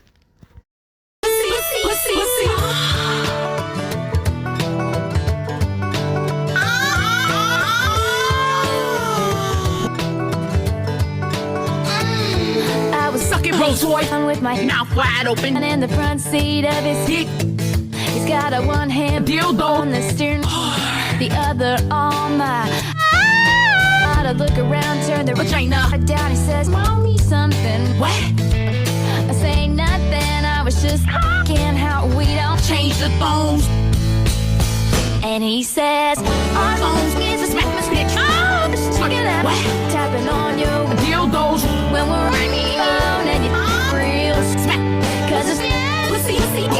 Our phones get so bitch. The first sex man I did. And when I got for I said amen, asking. Chapter 10. The day of the wedding was drawing closer, and Danielle was drawing closer to a potential nervous breakdown. She was happy in a way. When Joshua kissed her, when he took her to bed, then he spent the whole night holding her in his strong arms, everything felt great. It was the in-between hours, the quiet moments she spent with herself, rocking Riley in that gray time before dawn. That was when she pulled those bad feelings out and began to examine them. She had 2 days until the wedding, and her dress had been professionally altered to fit her. A glorious, heavy satin gown with a deep V in the back and buttons that ran down the full skirt. And if for no other reason than that, she couldn't back out. The thought of backing out sent a burst of pain blooming through her chest, unfurling, spreading, expanding. No, she didn't want to leave Joshua. No matter the strange, imbalanced feelings between them, she wanted to be with him. She almost felt desperate to be with him. She looked over at him now, sitting in the driver's seat of what was still the nicest car she had ever touched, much less ridden in, as they pulled up to the front of his parents' house. Sometimes looking at him hurt, and sometimes looking away from him hurt. Sometimes everything hurt. The need to be near him, the need for distance. Maybe she really had lost her mind. It took her a moment to realize she was still sitting motionless in the passenger seat, and Joshua had already put the car in park and retrieved Riley from the back seat. He didn't bother to bring the car seat inside this time. Instead, he wrapped the baby in a blanket and cradled him in his arms. Oh, that hurt her in a whole different way. Joshua was sexy, all the time. There was no question about that. But the way he was with Riley, well, she was surprised that any woman who walked by him when he was holding Riley didn't fall immediately at his feet. She nearly did, every damn time. She followed him to the front door, looking down to focus on the way the gravel crunched beneath her boots. New boots courtesy of Joshua that didn't have holes in them, and didn't need 3 pairs of socks to keep her toes from turning into icicles, because otherwise she was going to get swallowed up by the nerves that were riding through her. His mother had insisted on making a pre-wedding dinner for them, and this was Danielle's second chance to make a first impression. Now it was real, and she felt an immense amount of pressure to be better than she was. Rather than simply sliding into the lowest expectation people like his family had of someone like her, as she'd done before. She looked over at him and when she realized he was staring at her. "You're going to be fine," he said. Then he bent down and kissed her. She closed her eyes, her breath rushing from her lungs as she gave herself over to this kiss. That, of course, was when the front door opened. "You're here!" Nancy Grayson actually looked happy to see them both, and even happier that she had caught them making out on the front porch. Danielle tucked a stray lock of her hair behind her ear. "Thank you for doing this," she said, jarred by the change in her role, but desperate to do a good job. "Of course," the older woman said. "Now, let me hold my grandbaby." Those words made Danielle pause, made her freeze up, made her want to cry. Actually, she was crying. Tears were rolling down her cheeks without even giving her a chance to hold them back. Joshua's mother frowned. "What's wrong, honey?" Danielle swallowed hard. "I didn't expect to ever hear that he would have grandparents. That he would have a family." She took a deep breath. "I mean, like this. It means a lot to me." Nancy took Riley from Joshua's arms, but then she reached out and put her hand on Danielle's shoulder. "He's not the only one who has a family. You do too." Throughout the evening, Danielle was stunned by the warm acceptance of Joshua's entire family. By the way, his sister-in-law, Mia, made an effort to get to know her, and by the complete absence of antagonism coming from his younger sister, Faith. But what really surprised her was when Joshua's father came and sat next to her on the couch during dessert.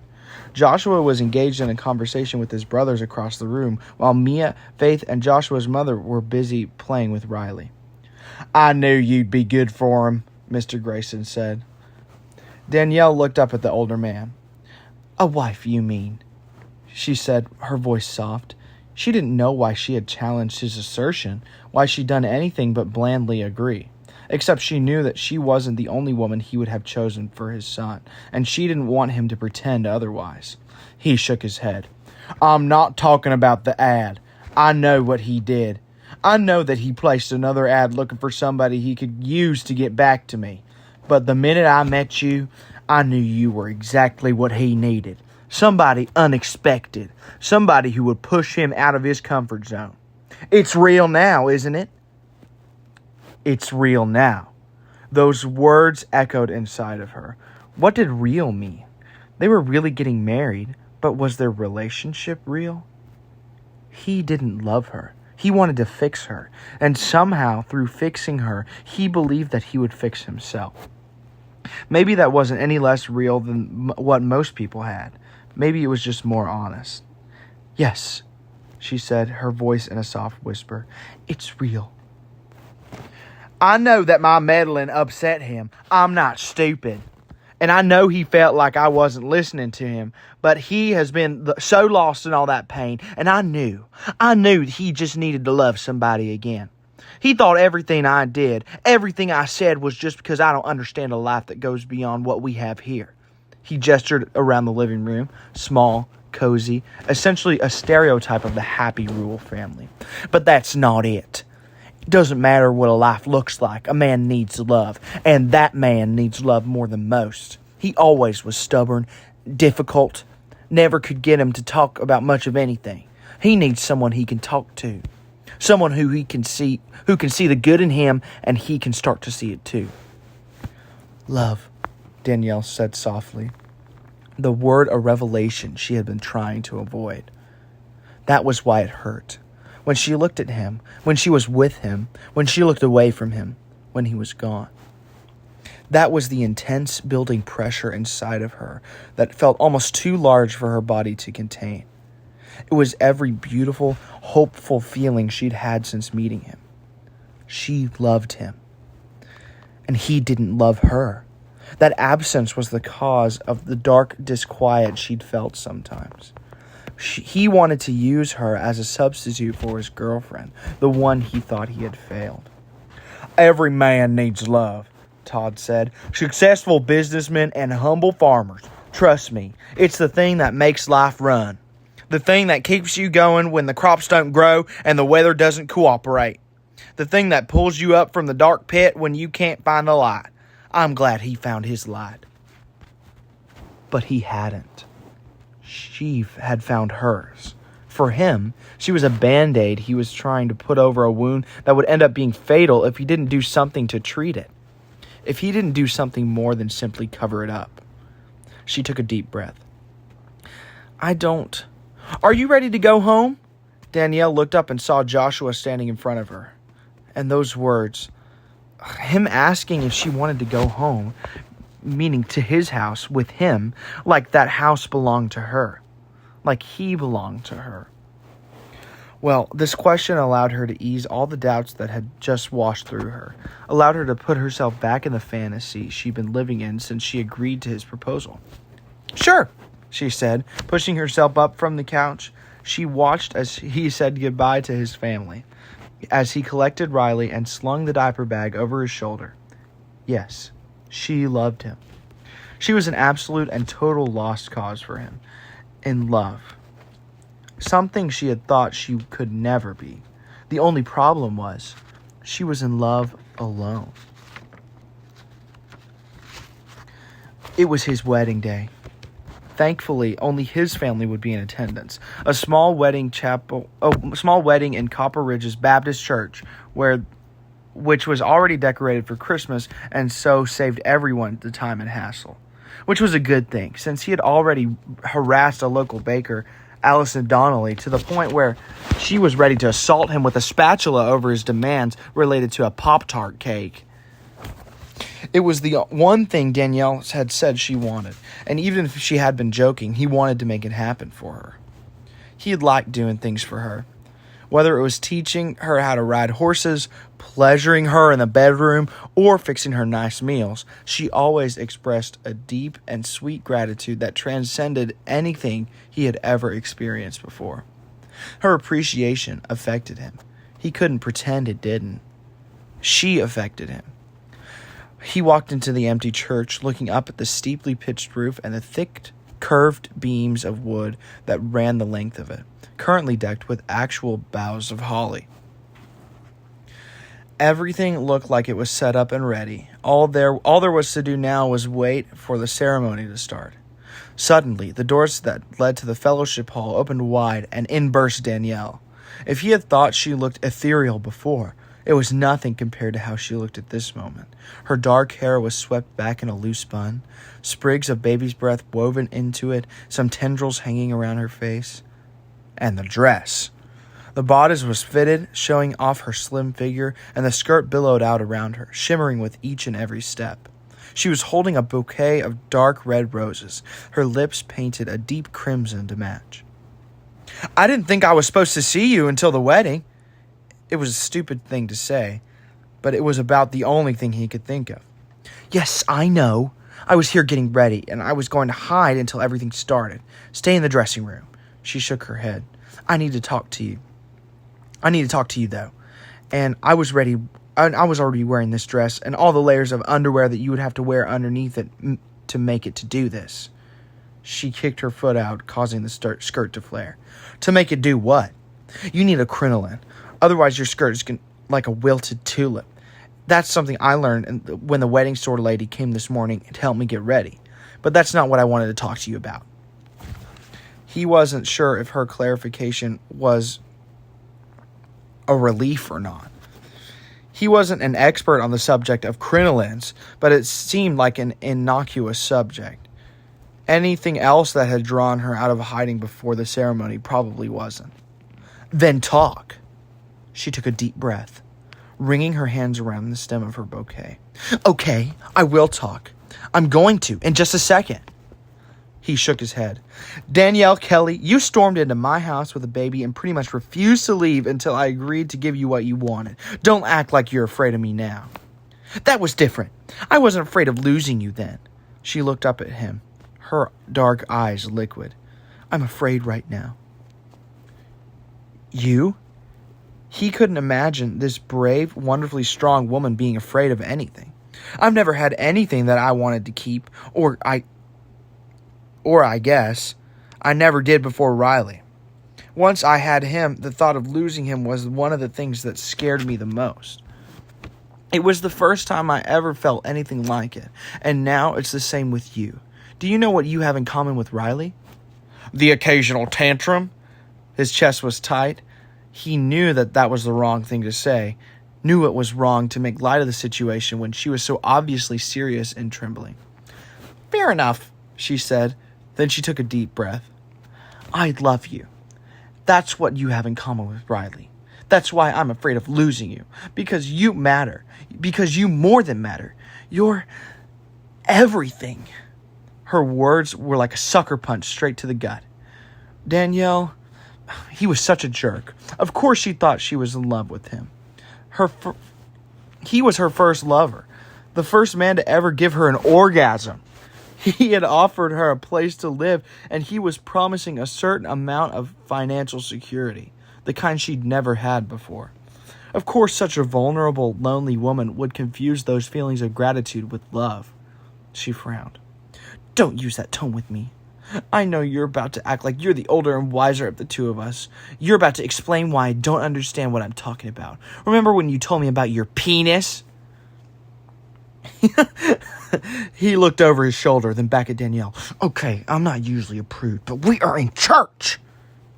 She let out an exasperated sound. Sorry, but the thing is, I remember when you told me that because you had been indiscriminate. You knew the difference between common, garden variety sex. Danielle, Pastor John is around here somewhere. He straightened her arms at her sides, the flower in her hand trembling with her unsuppressed irritation. Who cares? This is our life. Anyway, what little I've read in the Bible was pretty honest about people. Everything I'm talking about, it's all part of being a person. I'm not embarrassed about any of it. She tilted her chin, looking up defiant. My point is, I don't need you telling me what you think I feel. I've spent so much time alone, so much without love, that I've had a lot of time to think about what it might feel like, about what it might mean. He lowered his voice and took a step toward her. Danielle, feeling cared for isn't the same as love. Pleasure isn't the same as love. I know that. Her words echoed in the empty sanctuary. Trust me, I thought of being taken care of this whole time was the same thing as love. I probably would have repeated my mother's pattern for my entire life, but I didn't.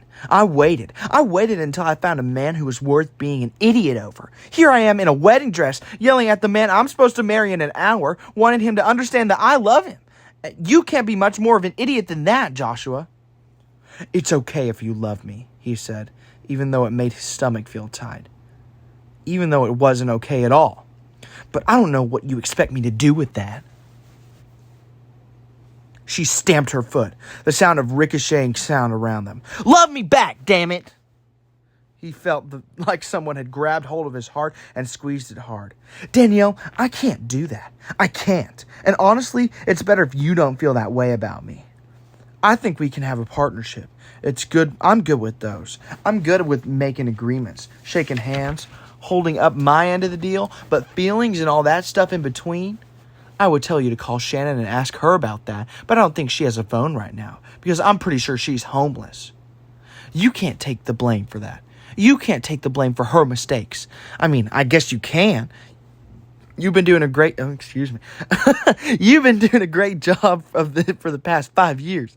And I get that. You lost a child. And then you lost your fiancée, the woman you loved. And you're holding on to that pain, trying to insulate yourself from more. He shook his head. That's not it. It would be damn irresponsible of me to not pay attention to what I did to her. To what being with me can do to a woman. He cleared his throat. She needed something I couldn't give. I did love her. You're right. But it wasn't enough.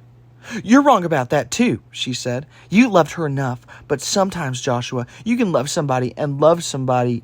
You can love somebody and love somebody. But unless they do something with that love, it goes fallow. You can sow the seeds all you want. But if they don't water them, if they don't nurture them, you can't fix it for them. I didn't do enough, he said, tightening his jaw, hardening his heart. Maybe you were difficult. Maybe you did some wrong things, but at some point, she needed to reach out and tell you that. But she didn't. She shut down. Love can be everything, but it can't be all coming from one direction. The other person has to accept it. You can't love someone into being whole. They have to love themselves enough to want to be whole. And they have to love you enough to lay down their pain and to lay down their selfishness and change, even when it's hard. I can't say she was selfish, he said, his voice rough. I can't say she did anything wrong. What about my mother? God knows she had it hard, Joshua. I can't imagine having a baby at 14. It's hard enough to having one at 22. She has a lot of excuses, and they're valid. She went through hell, but the fact of the matter is she's choosing to go through it at this point. She has spent her whole life searching for the kind of love that either one of her children would have given her for nothing. I couldn't have loved her more. Riley is a baby, completely and totally dependent on whoever might take care of him. Could we have loved her more? Could we have made her stay? That's different. She stamped her foot again. It is not! He didn't bother to yell at her about them being in the church again. I understand that all this is new to you, he said, fighting to keep his voice steady. And honestly, it feels good, selfishly good, to know you see all this in me. It's tempting to lie to you, Danielle, but I can't do that. What I offer to you is the beginning and end of what I have. Either you accept our partnership or you walk away. She wouldn't. She needed him too much. That was the part that made him a monster. He knew he had all the power here, and he knew she would ultimately see things his way. She would have to. And then what? Would she wither away living with him? Wanting something that he refused to give her? The situation looked too familiar.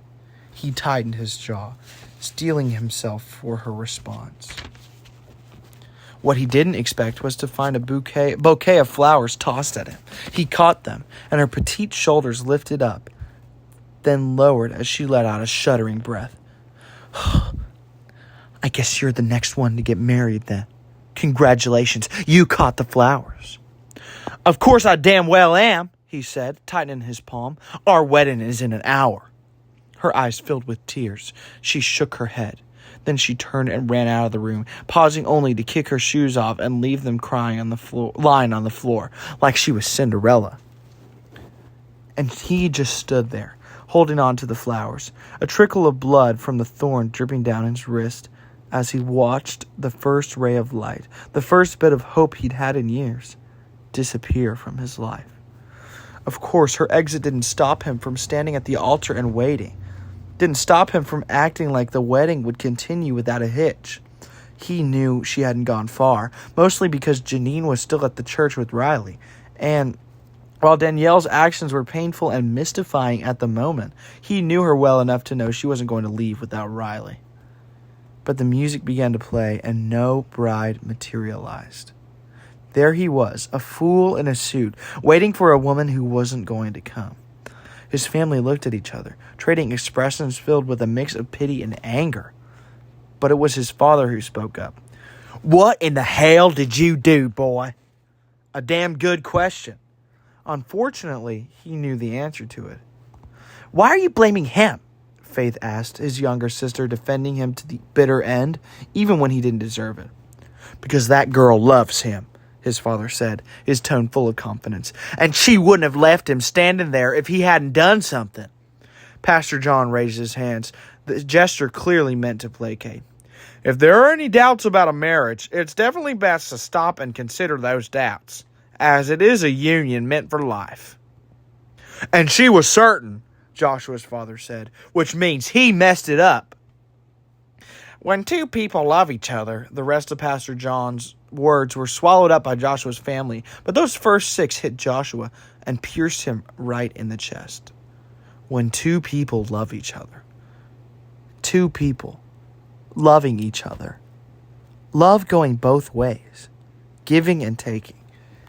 And he understood then. He really understood why she couldn't submit to living in a relationship that she thought might be one-sided, because she had already endured it once, because she already lived through it with her mother. Danielle was willing to walk away from everything he'd offered her, from the house, from the money, from the security, even from his family, because for some reason his love meant that much to her. That realization nearly brought him to his knees. He had thought his love insufficient, had thought it destructive, and as she stood there, pleading with him to love her back, he thought his love unimportant. But to her, it was everything. How dare he question her feelings for him? Love to Danielle was more than a ranch and good sex. And she had proved it, because she was clearly willing to sacrifice the ranch and the sex to have him return her love. "It was my fault," he said, his voice sounding like a stranger's as it had echoed through the room. "She said she loved me, and I told her I couldn't love her back." "Well," Faith said, "not even I can defend you now." His mother looked stricken, his father angry, his brother seemed completely unsurprised. "You do love her, though," his father said, his tone steady. "So why did you tell her you didn't?" Of course, Joshua realized right then something else she'd been right about. He was afraid. Afraid of wanting this life he really had always dreamed of, but had written off because he messed up his first attempt so badly. Afraid because the first time had been so painful, had gone so horribly wrong. "Because I'm a coward," he said, "but I'm not going to be one anymore." He walked down off the stage and to the front pew, picking up the bouquet. "I'm going to go find her," he said. "I know she's not far since Riley is here." Suddenly, he knew exactly where she was. "Do you have any other weddings today, Pastor?" Pastor John shook his head. "Nope, this is the only thing I have on my schedule today. Not many people get married on a Thursday." "Hopefully I don't mess this up. We'll need you."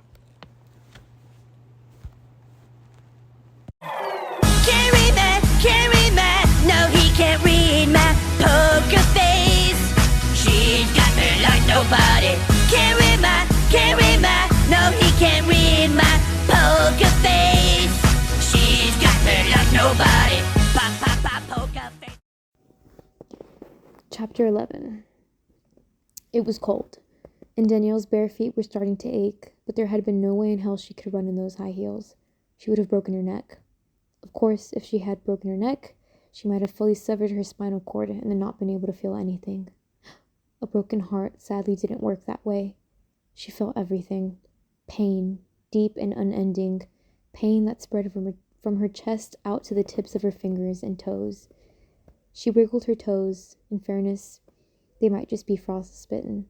She knew she was being pathetic, lying down on the Pendleton blanket in the loft, that place where Joshua had first made love to her, hiding. Facing everyone, facing Joshua again, was inevitable. She was going to have to get Riley, pack up her things, figure out life without Joshua's money. Oh my God, what happened? Go back to working a cash register at a grocery store somewhere, wrestling with childcare problems.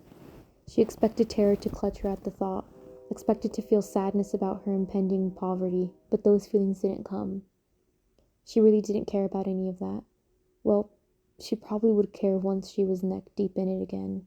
But right now, all she cared about was that she wouldn't have Joshua. If he had no money, if he was struggling just like her, she would have wanted to struggle right along with him. But money or no money, struggle or no struggle, she needed him to love her.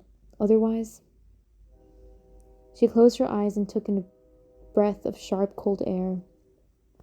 She had been bound and determined to ignore all of the little warnings she'd felt in her soul when she thought about their relationship. But in the end, she couldn't. She knew far too well what it was like to pour love out and never get it back. And for a while, it had been easy to pretend that his support and his sex was the same as getting something back. But they were temporary. The kinds of things that would fade over the years. If none of his choices were rooted in love, if none of it was founded in love, then what they had couldn't last. She was saving herself hideous heartbreak down the road by stabbing herself in the chest now. She snorted. Right now, she kind of wondered what the point was. Pride? Screw pride, she croaked. She heard the barn door open, heard footsteps down the hall, or down below, and she curled up into a ball. the crinoline under her dress scratching her legs. She buried her face in her arm like a child, as if whoever had just walked into the barn wouldn't be able to see her as long as she couldn't see him. Then she heard footsteps on the ladder rungs, the sound of calloused hands sliding over the metal. She knew who it was. Oh well, she already embarrassed herself in front of him earlier. It was not like him seeing her sprawled in a tragic heap in a barn was any worse than her stamping her foot like a dramatic silent film heroine. I thought I might find you here. She didn't look up when she heard his voice. Instead, she curled into a tighter, even more resolute ball. She felt him getting closer, which was ridiculous. She knew she couldn't actually feel the heat radiating from his body. I got you that Pop-Tart cake, he said. I had Allison from Pie in the Sky make one, and I have to tell you, it looks disgusting. She did a great job, but I can't imagine that it's edible. She uncurled as a sudden spout of rage flooded through her, and she pushed herself into a sitting position. Screw your Pop-Tart cake, Joshua. I thought we both liked Pop-Tarts. Yes, but I don't like lies, and your Pop-Tarts would taste like lies. The fuck? Actually, he said slowly, I think the Pop-Tart cake is closer to the truth than anything I said to you back in the church. You said a lot of things that were true. I'm a coward, Danielle, and guilt is a hell of a lot easier than grief. What the hell does that mean? She drew her arm up underneath her nose, wiping snot and tears away, tempted to ask him where his elfin princess was now. Don't tease me. Don't talk in riddles. I'm ready to walk away from you if I need to, but I don't want to do it. So please, don't tempt me to hurt myself like that if you aren't. I love you. I can't. He said, his voice rough. And my saying so now, by the way, that was like him interrupting her, okay? Back to the story. I love you, he said, his voice rough. And my saying so now isn't because I was afraid you were a gold digger, and you proved you weren't by walking away. I realize that what I'm about to say could be confused for that, but don't be confused, because loving you has nothing to do with that. If you need my money, I've never blamed you going after it. I've never blamed you for wanting to make your and Riley's lives better, or easier, what the fuck. But the fact that you were willing to walk away from everything over 3 words, how can I pretend they aren't important? How can I pretend that I don't need your love when you demonstrated that you need my love more than financial security, more than sex? How can I doubt you and the strength of your feelings? How can I excuse my unwillingness to open myself up to you, my unwillingness to make myself bleed for you? He reached out, taking hold of her hands, down on his knees with her. You're gonna get your suit dirty, she said inanely. Your dress is filthy, he returned. She looked down at the dirt and smudges on the beautiful white satin. Crap. He took a hold of her chin, tilting her face up to look at him. I don't care. It doesn't matter, because I would marry you in blue jeans, or I would marry you in this barn. I would sure as hell marry you in that dirty wedding dress. You are right about everything. It was easy to martyr myself over Shannon's pain, to blame myself so I didn't have to try again, so I didn't have to hurt again. Old pain is easier. The pain from that time in my life isn't gone, but it throbs sometimes. It aches. When I look at Riley, he reminds me of my son. What? Who never took a breath, and it hurts down deep. Oh my God, I miss so much. But I know that if I were to lose either of you now, that would be fresh pain, a fresh hell, and I have some idea of what the hell would be like because of what I've been through before. But it would be worse now, and I was protecting myself from it. But now I don't care about pain, the fear. I want it all. I want you. I love you. Whatever might happen, whatever might come our way in the future, I love you. And I'm going to do the hard yards for you, Danielle. Do the hard yards for you. Okay. His expression was so fierce, his words so raw and real. All she could do was stare at him, listening as he had said all the things she had never imagined she would hear. I was young and stupid the last time I tried love. Selfish. I made mistakes. I can't take credit for everything that went wrong. Some of it was fate, some of it was her choices, But when things get hard this time, you have my word, I won't pull away. I'm not gonna let you shut me out. If you close the door on me, I'm gonna kick it down. Because what we have is special. It's real, it's hope, and I will fight with everything I have to hold on to it. See, she lurched forward, wrapping her arms around his neck, making them both fall backward. I'll never shut you out. She squeezed her eyes closed, tears tracking down her cheeks. Finding you has been the best thing that's ever happened to me. I don't feel alone, Joshua. Can you possibly understand what that means to me?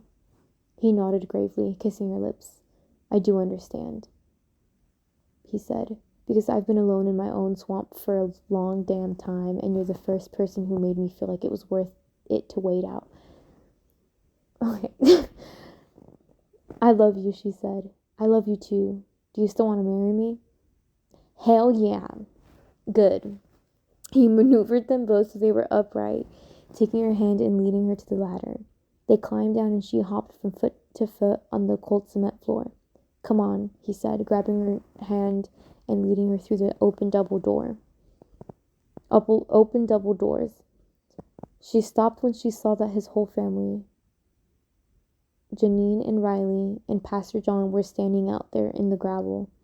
Joshua's mother was holding the bouquet of roses, and she reached out, handing it back to Danielle. Then Joshua went to Janine and took Riley from her arms, holding the baby in the crook of his own.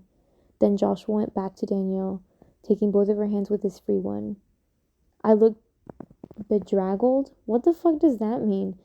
She said, You look perfect to me, she smiled, gazing at everyone at her new family, at this new life she was going to have. And then she looked back at the man she loved with all her heart. Well, she said, okay then, marry me, cowboy. I can't. I'm gonna do it again. Well, she said, okay then, marry me, cowboy. I can't. I can't do this. When did it end? Oh, the enjoyment. I'm sad again.